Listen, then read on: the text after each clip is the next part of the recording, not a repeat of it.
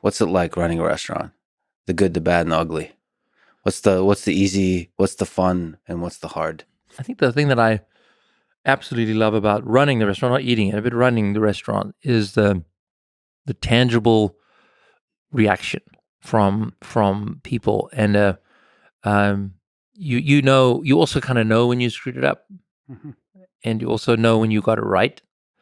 So even it's kind of a weird way to say this, but even if the customer's unhappy, you know whether you got it right or wrong. It's not just about the food you're making, but it's about the person's psychological state. Yeah. And you'll do something that you're like, that was not done well. And their psychological state they're just in a very happy place and they love it. And you're like, huh, interesting. Like that's not how I would have reacted to that dish. Yeah. And then the other way around, you like, no, I got that right. And that person's just like really unhappy today. Yeah.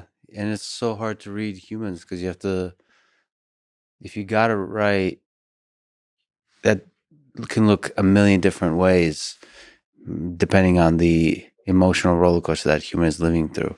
Yeah. Like I've been some very low points and I've gone to like a restaurant alone and just sitting there and be truly happy with just the Zen aspect of it. Mm-hmm. And it was just a great steak or something like this.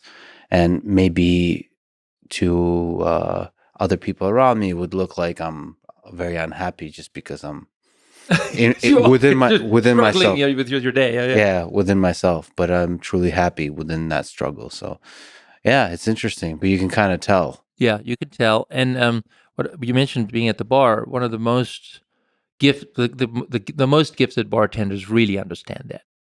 It goes beyond. But what's also great about a restaurant, it goes beyond the one-time experience that you walk in and you have that experience. Is the good bartenders, they remember you. Yeah. Oh, you were in a few months ago, and this is kind of your thing. You might need a little time, and other people will come in. They want a conversation. Yeah. Or other people come in and they're going through a divorce and they just want to be sad for a moment. Yeah. Have a scotch. Yeah. And it's amazing what you learn in the restaurant world to just be connected to humanity.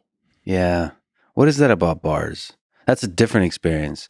You said the table, the communal. The table is when you connect with people, learn about each other.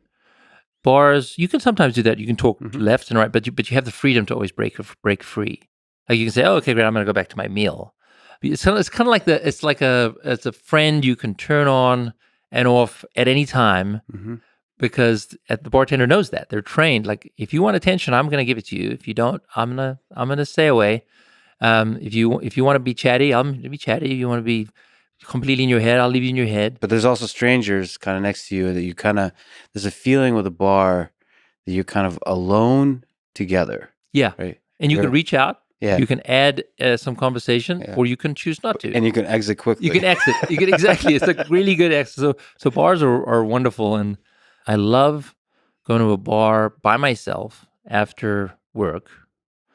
I might have a scotch, might even not even have alcohol, just have something, and I just and I'll maybe have a snack or something before dinner because I'm gonna go home and have dinner with the family, and that 20 minutes, it's just an amazing state change from daytime to nighttime. Whereas if I went straight home, I'm like still in my head and I'm just trying to get grounded, and I'm not as pleasant of a person.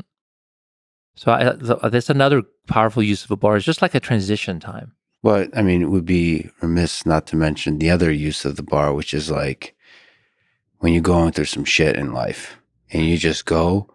I mean, that's sort of it's the cliche thing. I've been some of my lowest sorrow. Exactly. But like the bar makes the melancholy somehow like rich and beautiful, and like you feel heard. Yeah, in the silence. Yes, you feel heard. You like I said earlier, like the people going through a divorce, they don't know where else to go. Yeah. These are mostly men. Sometimes women will do it, but mostly men will do this, and women have other ways of processing it. But they want a place to be sad. They want a place where they could feel comfortable talking about it. If they're certainly not going to go into too much detail, but they just want to say something. Yeah. And the bartender is there for them. Yeah. You don't know where to go. You don't know where to go. And Exactly. the bar. Yeah, you're right. Like for men especially, is a place to just go. Yeah. And just, I don't know, what is that? I mean, What is I'll that? I be honest. don't. I still do it myself. Where if I'm at home and I'm don't have a work thing that I got to deal with, and I don't have kids, and I don't have my wife or my family around, I'm I don't often cook for myself. I actually love going to a bar by myself.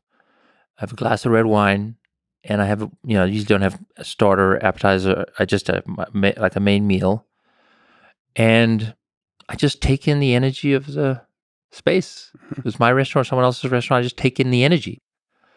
And it's so much better than being home and turn the TV on. No. I want to be out in the restaurant. I want to feel the energy of the town. Mhm. The other thing that restaurants teach me is they're the front lines of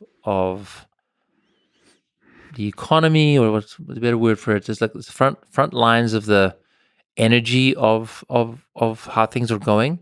Oh, like of a people's in general. Like it doesn't necessarily mean this part of town, but it could be the entire Yeah, society. exactly. So you can go into a restaurant, and I'll use a simple example. And why is the restaurant empty? There's a football game going on, and there's such a large number of people want to watch that game that the restaurant is quiet, or it might be like another like World Series or something. And you're like, wow, that's so interesting. You can actually watch in America, of course, American humanity. You can watch them move in their patterns just by being in the restaurant. Yeah, yeah. And then another Yeah. time you might be in a restaurant and it's just jamming, and it's a Monday night, and you're like, what is the energy that created this on a Monday night, and maybe even on a cold February Monday night? What is it? Mhm. And sometimes you can't find out, but you can feel it. And it's my front lines of humanity that I also just really love about the restaurants. Yeah, it could be empty, it could be full. Empty bars, there's a magic to those too. Yeah. You could still feel that energy. I don't know. I actually prefer empty bars than full ones. It's just you and the bartender. I mean, some of my greatest experience is just the quiet bar Totally. with just me and the bartender, and they're doing their thing. And they've seen so many. I've almost like through osmosis somehow feel the stories that that bartender has seen, has felt, has heard, Yeah. and all that kind of stuff. I mean, that not to be sort of like spiritual about it, but it seems like it's in the walls or something. Like Yeah. there's the histories felt. And then some of these bars are actually very old, and it's wonderful. Like there are many in Europe like this, but there's a couple in New York City, a few hundred years old, and and they're still operating nonstop for that long, and man, you feel it.